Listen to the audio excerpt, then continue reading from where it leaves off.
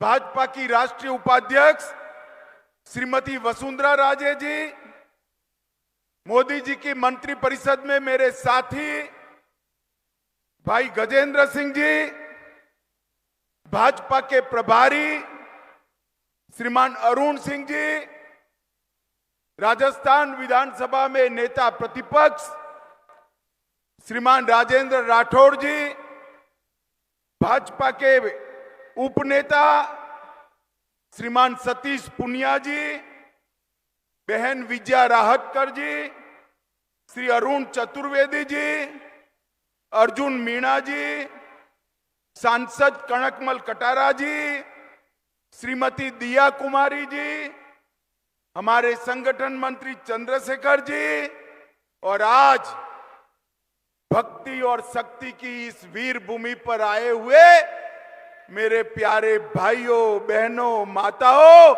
और मेरे जिगर के टुकड़े जैसे युवा मित्रों,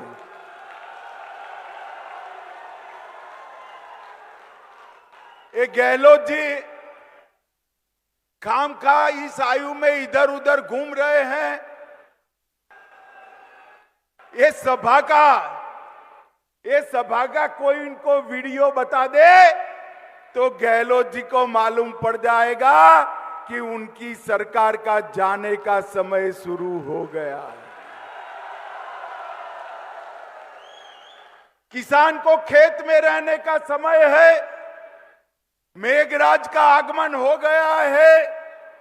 मेरे आदिवासी भाइयों बहनों को भी खेत खलियान में छोटे छोटे खेतों में काम है, फिर भी आज जो नजारा मेवाड़ की धरती पर मेरे सामने है वो बताता है 23 और 24 दोनों में पूर्ण बहुमत के साथ भारतीय जनता पार्टी की सरकार बनने जा रही है। माताओं भाइयों बहनों, मैं सबसे पहले भगवान एकलिंग जी को प्रणाम करना चाहता हूं। नाथद्वारा में विराजमान ठाकुर जी को भी प्रणाम कर कर मेरी श्रद्धा व्यक्त करता हूं। जगदीश मंदिर, महालक्ष्मी मंदिर, करणी माता मंदिर और मां अंबा के मंदिर को भी प्रणाम करता हूं। आज मैं जब यहां आया हूं तब सबसे पहले हिंदुओं के सूर्य और जिन्होंने स्वधर्म स्वदेश और स्वभाषा के लिए रान रान पान पान जंगलों में घूमना पसंद किया मगर मुगलों के सामने सर नहीं झुकाया, वो वीर सपूत महाराणा प्रताप को मैं प्रणाम करना चाहता हूं। इसी के साथ मुझे बड़ा आनंद आया कि मंच पर मुझे राणा पुंजा भील की भी मूर्ति, जाजलमान मूर्ति दी गई, उनकी वीरता को भी मैं प्रणाम करना चाहता हूं।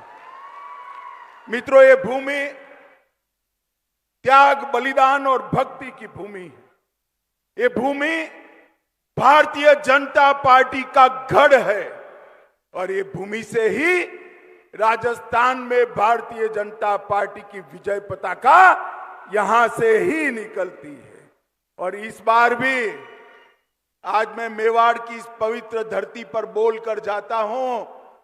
गहलोत जी सुन लेना, 23 में राजस्थान बीजेपी विजय के सारे रिकॉर्ड तोड़कर प्रचंड बहुमत के साथ सरकार बनाने वाली है। भाइयों और बहनों, मेरे युवा साथियों, मैं मोदी जी के 9 साल पूरे होने पर भारतीय जनता पार्टी ने देश भर में जो धन्यवाद यात्राएं चालू की है, इसके तहत आज मैं मेवाड़ की वीर भूमि पर आया हूं। ये मेरा 15वां राज्य है। मैं देश भर में घूमकर आया और देश भर में मोदी जी के लिए जो समर्थन देखा है, ये निश्चित है कि 2024 में फिर से 300 सीटों के साथ नरेंद्र मोदी जी प्रधानमंत्री बनने जा रहे हैं।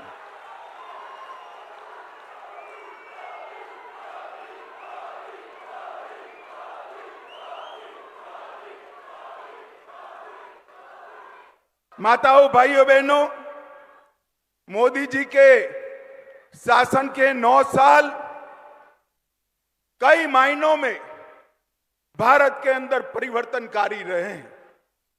मोदी जी के शासन के 9 साल गरीब कल्याण के 9 साल रहे। मोदी जी ने कहा था 2014 में जब संसद में पहली बार पहुंचे, उन्होंने संसद की भूमि को माथे पर लगाकर कहा था ये सरकार गरीबों की, दलितों की, आदिवासियों की, पिछड़ों की सरकार है। और 9 साल में इन्होंने इसके लिए ढेर सारे काम किए हैं। मित्रों, मोदी जी के नेतृत्व में ये 9 साल में देश के करोड़ों किसानों को पहली बार 6,000 रुपया प्रति साल मिला है। और अपने राजस्थान में 80 लाख किसानों को अब तक 16,000 करोड़ रुपया सीधा बैंक अकाउंट में ट्रांसफर करने का काम हमारे नरेंद्र मोदी जी ने किया है। जल जीवन मिशन की तरह हमारे गजेंद्र सिंह जी देखते हैं यहां बैठे, जल जीवन मिशन के तहत हर गरीब के घर में नल से जल पहुंचाने का काम मोदी जी ने चालू किया है। और राजस्थान में 43 लाख परिवारों को अपने घर में शुद्ध पानी पीने का पहुंचाने का काम किया है। मित्रों, राजस्थान में 86 लाख शौचालय बनाए, 1 करोड़ कार्ड को 4.2 करोड़ लोगों को 3 साल से मुफ्त में प्रति व्यक्ति प्रति माह अनाज देने का काम ये भारतीय जनता पार्टी की सरकार कर रही है। 5.75 लाख उज्ज्वला के कनेक्शन दिए गए, 84,000 कनेक्शन मेरे ट्राइबल भाइयों को, आदिवासी भाइयों को देने का काम ये भारतीय जनता पार्टी की सरकार ने किया। 18 लाख लोगों को खुद का घर देने का काम ये भारतीय जनता पार्टी की सरकार ने किया है। मित्रों, मैं पास के गुजरात से ही आता हूं। यहां बहुत बड़ा जनजाति समुदाय है, आदिवासी समुदाय है। मेवाड़ के राणाओं ने जो लड़ाई लड़ी, इसके साथ मेरे आदिवासी भील भाई कंधे से कंधा लड़ाकर मुगलों के सामने लड़ने का काम आदिवासियों ने किया है। और स्वतंत्रता संग्राम में ढेर सारे गौरवमय प्रकरण मेरे आदिवासी भाइयों के नाम पर लिखे हैं। मोदी जी ने भगवान बिरसा मुंडा को, उनकी जयंती को जनजाति गौरव दिन के रूप में स्थापित कर देश भर के आदिवासियों का सम्मान करने का काम किया है। इसके साथ पहली बार आजादी के 75 साल के बाद एक आदिवासी महिला को, गरीब घर की महिला को द्रौपदी मुर्मू से महामहिम द्रौपदी मुर्मू बनाने का काम नरेंद्र भाई ने कर समग्र देश के आदिवासियों को गौरव दिलाया है। पहले गहलोत जी सुन लीजिएगा, 10 साल आपकी सरकार चली सोनिया मनमोहन की, सिर्फ 90 एकलव्य विद्यालय थे।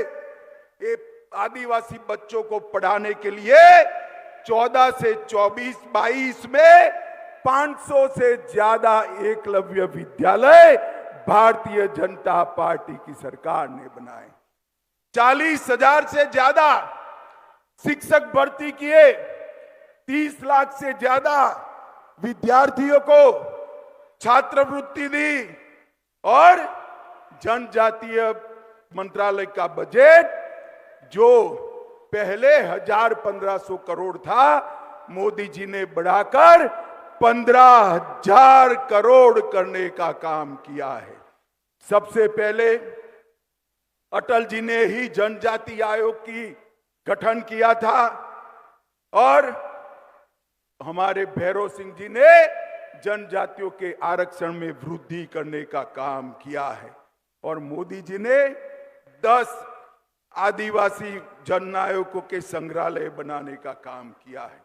मित्रों, इन मोदी जी के 9 साल गरीब कल्याण के 9 साल रहे। ये मोदी जी के 9 साल भारत गौरव के 9 साल रहे हैं। ये 9 साल के अंदर समग्र विश्व में भारत की विजय पताका फहराने का काम हमारे नरेंद्र मोदी जी ने किया है।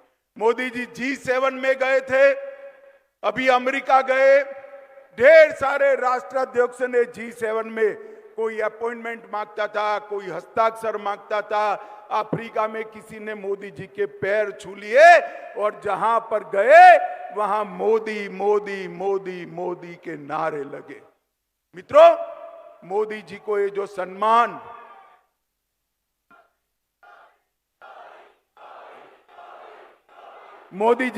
सम्मान समग्र विश्व में मिल रहा है, ये मोदी जी का सम्मान नहीं है, ये भारतीय जनता पार्टी का सम्मान नहीं है।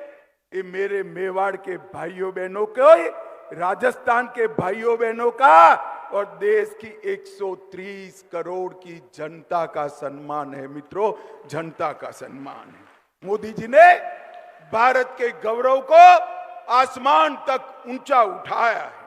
मोदी जी ने भारत उत्कर्ष से 9 साल विकास के हर पैरामीटर में, चाहे शिक्षा हो, इंफ्रास्ट्रक्चर हो, इंडस्ट्री हो, दलित कल्याण हो, आदिवासी कल्याण हो, युवा की बात हो, महिला की बात हो या विदेश से इन्वेस्टमेंट लाने की बात हो, हर क्षेत्र में मोदी जी ने नए आयाम गढ़े हैं। और मोदी जी के नेतृत्व में राजस्थान में भी ढेर सारा विकास हुआ है। मैं बाद में आपको उसकी बात करूंगा।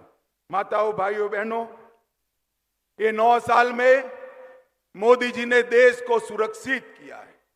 ये सोनिया मनमोहन की सरकार थी, आए दिन पाकिस्तान से आलिया मालिया जमालिया घुस जाते थे और हमारे यहां बम धमाके करते थे। 2014 में आपने 25 में से 25 सीट दी, 19 में भी 25 में से 25 सीट दी। मोदी जी को प्रधानमंत्री बनाया और उरी और पुलवामा में गलती कर दी, पाकिस्तान ने गलती कर दी। परंतु इस बार मौनी बाबा मनमोहन जी प्रधानमंत्री नहीं थे, नरेंद्र मोदी प्रधानमंत्री थे। इस बार कांग्रेस की सरकार नहीं थी, भारतीय जनता पार्टी की सरकार थी। 10 ही दिन में पाकिस्तान के घर में घुसकर सर्जिकल स्ट्राइक और एयर स्ट्राइक कर आतंकवादियों का खात्मा बुलाने का काम नरेंद्र मोदी सरकार ने किया। माताओं, भाइयों, बहनों, ये मेवाड़ वालों, मुझे बताओ, ये कश्मीर अपना है या नहीं है? सुनाई नहीं पड़ता है, जोर से बोलो, कश्मीर अपना है या नहीं है? धारा 370 हटानी चाहिए या नहीं हटानी चाहिए? ये कांग्रेस, सपा, ममता, स्टालिन जी, जदयू सारे इकट्ठा होकर काऊ काऊ काऊ काऊ काऊ काऊ करते। 19 में फिर से आपने 25 में से 25 सीटें दी, मोदी जी को प्रधानमंत्री बनाया। मोदी जी ने एक ही झटके में धारा 370 को 5 अगस्त 2019 को समाप्त कर। और ये राहुल बाबा कहते थे कि धारा 370 मत हटाओ वरना खून की नदियां बह जाएगी। अरे राहुल बाबा, किस जमाने की बात करते हो? खून की नदियां छोड़ो, किसी की कंकर चलाने की हिम्मत नहीं हुई है, कंकर चलाने की। ये 9 साल में मोदी जी ने देश को सुरक्षित करने का काम किया है। 9 साल में मोदी जी ने देश को विकसित करने का काम किया है। और मित्रों, मैं आपको बताता हूं, अभी अभी सारा विपक्ष के नेता पटना में इकट्ठा हुए, एक बड़े मंच पर प्रेस कॉन्फ्रेंस की। सारे लोग, मैंने भी प्रेस कॉन्फ्रेंस देखी, मैं भी बहुत साल से राजनीति में हूं। मैंने सोचा भला ये कौन लोग इकट्ठा हुए। 21 पार्टी के लोग थे। कितनी पार्टी के? जोर से बोलो, कितनी पार्टी के?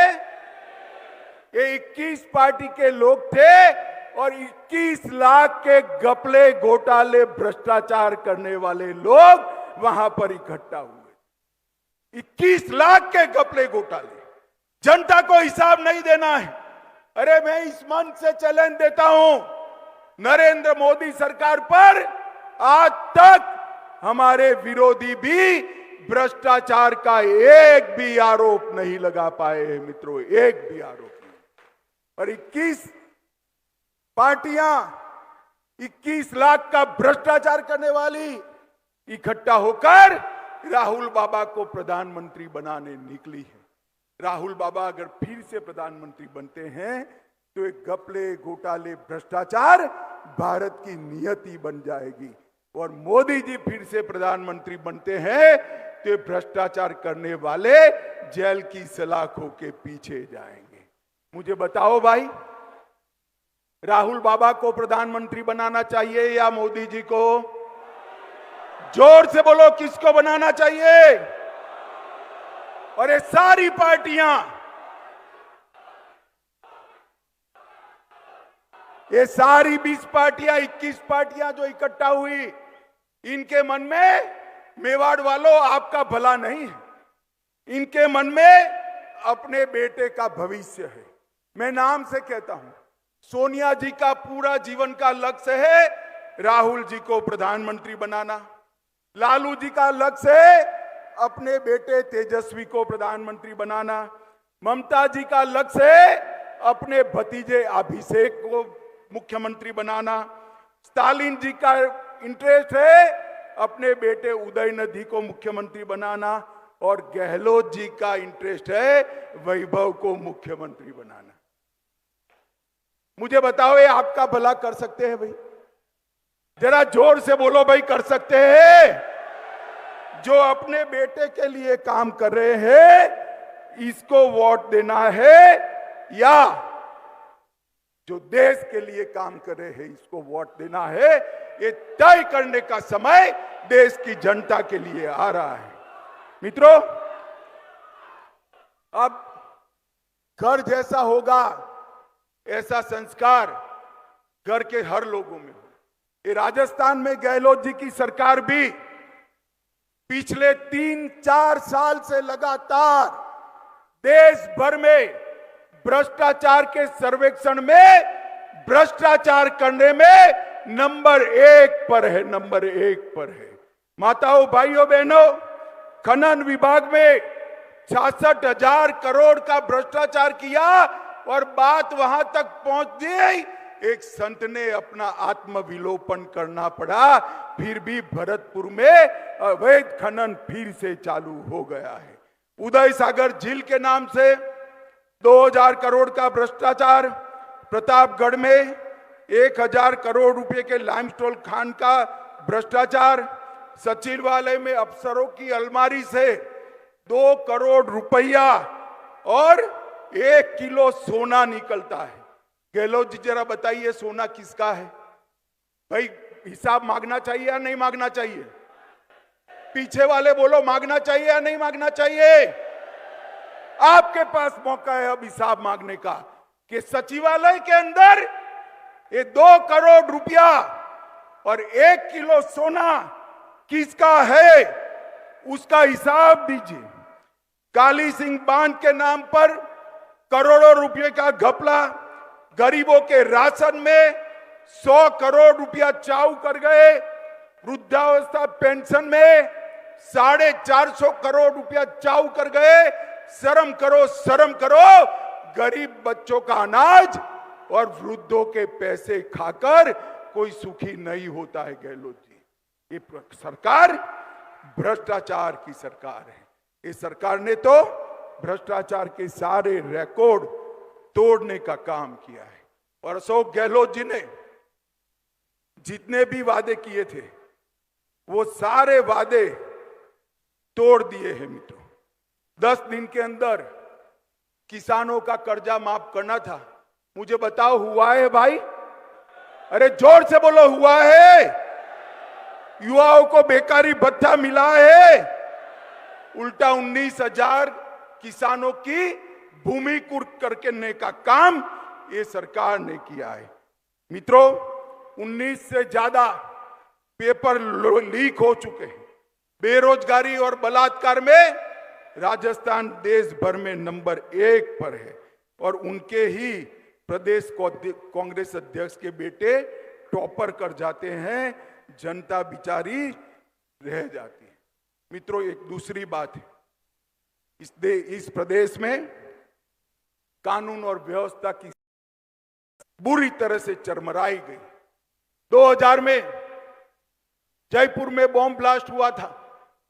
मैं उस वक्त गुजरात का गृह मंत्री था, वसुंधरा जी यहां थी। सबको पकड़ा। इनके एडवोकेट जनरल को फुर्सत ही नहीं है पैरवी करने के, और सारे से सारे लोग छूट गए। 50 लोगों को मारने वाले दहशतगर्द आतंकवादी आज निर्दोष छूट गए हैं और इनको शर्म नहीं आती। और मुझे कहते हैं कि क्या किया कन्हैया लाल ने। अरे तुम्हें, आपको पहले शर्म आनी चाहिए। माताओं, भाइयों, बहनों, बताओ कन्हैया लाल को सुरक्षा किसने नहीं दी? जोर से बोलो, किसने नहीं दी? जोर से बोलो, किसने नहीं दी? मर गया तब तक किसकी पुलिस चुप रही? अरे आप तो पकड़ना भी नहीं चाहते थे, एनआईए ने पकड़ा। और झूठ मत बोलो गहलोत जी, चार्जशीट नहीं हुई है। मैं डंके की चोट पर कहता हूं, 22 दिसंबर 2022 को चार्जशीट हो चुका है। स्पेशल कोर्ट बनाने का काम आपका है, जिससे जल्द सजा दी जाए। राजस्थान सरकार हाई कोर्ट को भरोसे में लेकर स्पेशल कोर्ट नहीं बनाती है, न तो आज तक कन्हैया लाल के दोषियों को फांसी पर लटका चुके होते। मित्रों, लटका चुके। इनको शर्म आनी चाहिए। ये वोट बैंक की राजनीति करते हैं। मैं आज इतना कहना चाहता हूं, मोदी जी ने PI5 पर बैन लगाया। गहलोत जी के राज में कोटा में PFI की रैली निकलती, चित्तौड़गढ़ में रतन सोनी की हत्या होती, करौली में हिंदू त्योहार बंद कर दिए जाते हैं, संघ का पथ संचलन बंद कर दिया गया और 300 साल पुराना शिव मंदिर अलवर में ढहा दिया गया।